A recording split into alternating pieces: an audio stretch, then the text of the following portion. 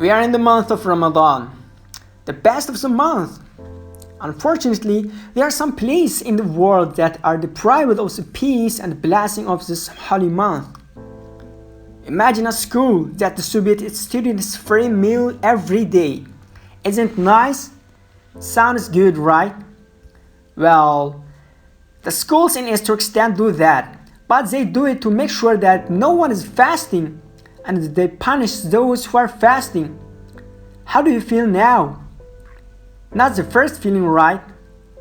You might have also heard about beer festivals and drinking competitions, but you might not have paid much attention to it because you thought they were held by non-Muslims, right? Well, what if you knew that those festivals and competitions are forced upon the Muslims in East Turkestan, and they repeat every Ramadan in order to humiliate Islam and the Muslims?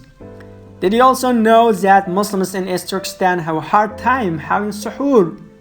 Because fasting is literally banned in East Turkestan, so you have to avoid letting the Chinese authorities find out that you are fasting.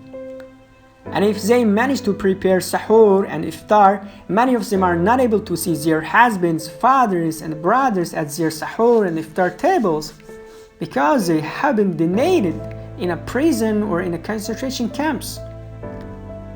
We are living in a technology era, but the Uyghurs in East Turkestan are using candles at sahur times because they don't want the Chinese authorities to find out that they are fasting. Some people don't want to take any risk and just miss sahur. Having sahur is something that puts your life at risk in East Turkestan. Now, imagine a Muslim land where the mosques are closed, destroyed, or converted into nightclubs and animal barns, and the adhan is replaced by songs that praise communism and the state. Well, the land is East Turkestan. It's a real tragedy that such things are happening in an ancient Islamic land.